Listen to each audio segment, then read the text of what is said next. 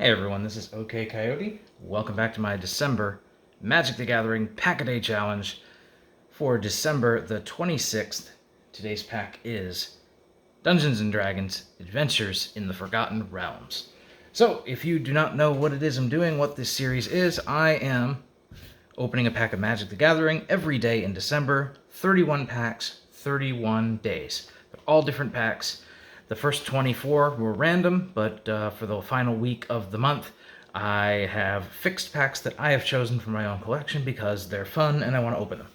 So, as I said, today's pack, Adventures in the Forgotten Realms. This is a really fun set. This replaced the core set this year and came out in summer. It is still standard legal. You can get it right now if you want.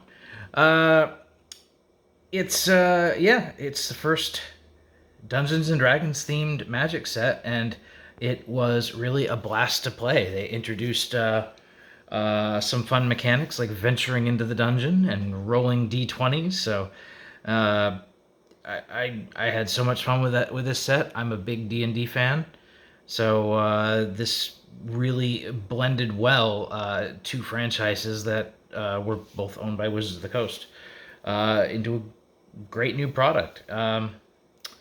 Like I said, I played a lot of this set. I've drafted it a lot online. I've played a couple of sealed games in paper. So yeah, I've played a lot of this set. I have a pretty good idea what's in it, but we're gonna find out what's in this pack right now together. So let's get into it.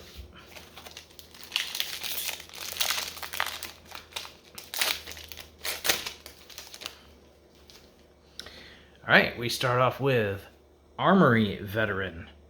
This is 1 and a red for a 2/2 Orc Warrior. As long as Armoury Veteran is equipped, it has Menace. Alright, not too bad. It's a fair to middle and red creature that can, it's on curve, it'll get some beats in. It's better if it's equipped, but, if you're probably not going to run it if you don't have equipment in your deck. If you do run it and you don't draw the equipment, it's still fine as a 2/2 for 2. So, whenever you're getting the power and toughness, I feel equal to the creature's mana cost, then you're getting it on curve. You're not really going to be disappointed with it.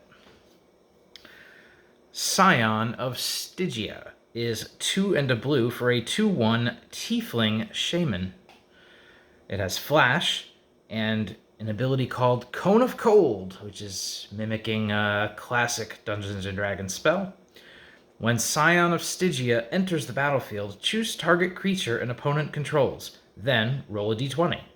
On a roll of 1 to 9, tap that creature. On a 10 to 20, tap that creature and it doesn't untap during its controller's next untap step. So, nice little blue tapper card that can come in response to something, so because that's Flash, so it is effective as a tapper card, and possibly taps a creature down for 2 turns. This is a solid design, it's fun, it's useful, and it blends in the new D20 mechanic pretty well, with these cards, you have to go in expecting the worst thing to happen. Now, the odds are better of getting that 10 through 20, but don't expect it, Go in just expecting to tap the creature. If you get the bonus, then it's even better. Like I said, these types of cards are fun to play because, I enjoy rolling dice, so it's interesting. Excuse me.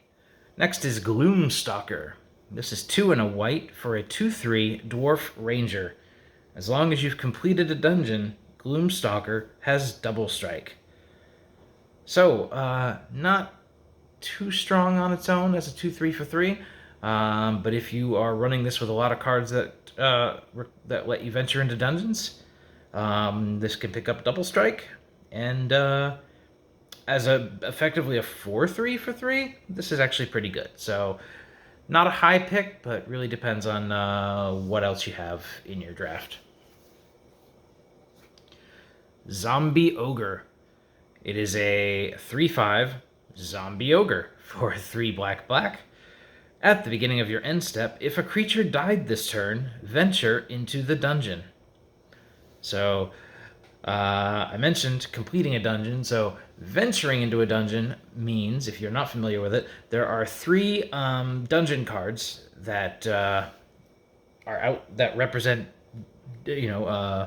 actual dungeons from Dungeons and Dragons, actual adventures.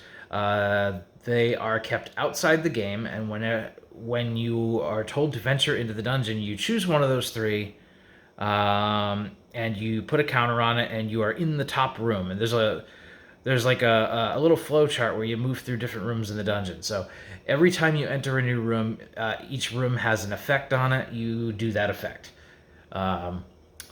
Every time it tells you to venture, once you're in a dungeon, you move to the next room. Until you get to the last room, where you trigger that final effect. You've then completed that dungeon. And then the next time you get to venture, you can either restart that dungeon over again, or you can choose a new one. It's up to you. But once you've completed a dungeon, you've completed a dungeon for the rest of the game. Anyway, this is potential repeated dungeon triggers, which, as long as you are killing creatures every turn, which, if this guy's bashing face, he's probably trading with things and allowing you to get those triggers. 3/5 for 5 is a little on the slow side, but if you can make frequent use of his ability, he's pretty decent. Etelgard Ranger, 4 and a green for a 4/1 human elf ranger. Why is he a human and an elf? It's because he's a half-elf. That's a thing in D&D. 4/1 with reach, and when Etelgard Ranger enters the battlefield, create a 2/2 green wolf creature token.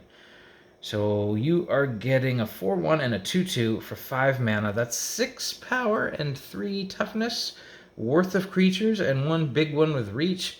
This is pretty decent for its mana cost. Yeah, I'd say that's pretty solid. I like a good reach creature, and this one comes with some upside. Yanti Fangblade. I don't know if I'm pronouncing Yanti correctly, but that's okay. It is 2 and a black for a 2/2 snake rogue. It has death touch, and whenever Yanti Fangblade deals combat damage to a player, venture into the dungeon. I like this card because this has death touch, which makes you not want to block it, plus a trigger that incentivizes you attacking and not getting blocked. So either way, you win. It kills something, or you get to go into the dungeon, and it's potential repeated dungeon venturing. So yeah, decent card. Devour Intellect. This is a black mana for a sorcery. Target opponent discards a card.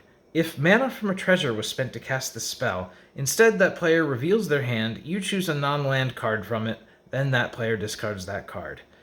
So 1 mana discard something, you possibly choose what they discard if you had a treasure. It's not a fantastic card, and I don't really like it. And yes, pictured on the art is, of course, an intellect devourer. We have, I really like this card. We have an owlbear, and this is not the regular art for owlbear. This is the sketch art version, which is really cool. It looks like something you'd find in the monster manual, so it's like the old drawing. This owlbear is 3 green for a 4/4 bird bear with trample, and it has keen senses. When owlbear enters the battlefield, draw a card. This is a fantastic card. 4/4 trample and a card draw for 5 mana. That is a great card. And yeah, I've played a lot of green in draft and picked up 2 or 3 of these, and these tend to run the table. They are fantastic. Direwolf Prowler, 2 and a green for a 2/2 wolf. It has the ability pay 1 and a green. Direwolf Prowler gets +2/+2 and gains haste until end of turn. Activate only once each turn. Not bad. Again, a 2/2 for 3, not fantastic on its own, but the ability to pump itself and possibly come out as a 4/4 with haste for 5 mana is versatile and fairly decent. Now, I don't feel it's as strong as, say, the Owl Bear, but it's a nice card. Moving into the uncommons, we have Wizard class. So another concept in this set was all of the basic D&D classes that your character can be in Dungeons and Dragons. They're all represented here by cards. They kind of look like sagas. They have abilities that you gain, and you can level them up and gain progressively better abilities. So it says here it costs 1 blue mana. It's an enchantment class. And it says gain the next level as a sorcery to add its ability. These abilities do stack, so gaining new ones does not mean you lose the old ones. So the first one is you have no maximum hand size. For 2 and a blue, you can advance this to level 2. And it says when this class becomes level 2, draw 2 cards. And for 4 and a blue, you get to level 3. Whenever you draw a card, put a +1/+1 counter on target creature you control. Pretty good if you're playing the long game. This is not a card I would pick highly, but if I am playing blue, I will pick up one of these and, put some mana into it when I'm not doing anything else, and eventually it's going to do some work for me. We have the Death Priest of Merkul. 2 black for a 2/2 Tiefling Cleric. Skeletons, vampires, and zombies you control get +1/+1.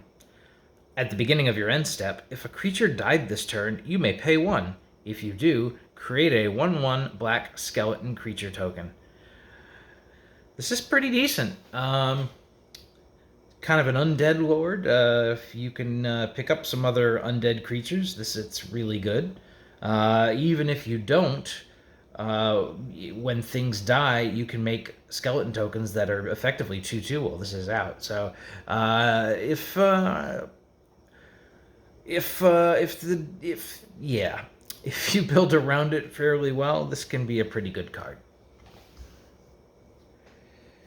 We have Kalain, Reclusive Painter. It is black and a red for a 1/2 legendary creature, human elf barge, so another half-elf. When Kalain, Reclusive Painter enters the battlefield, create a treasure token.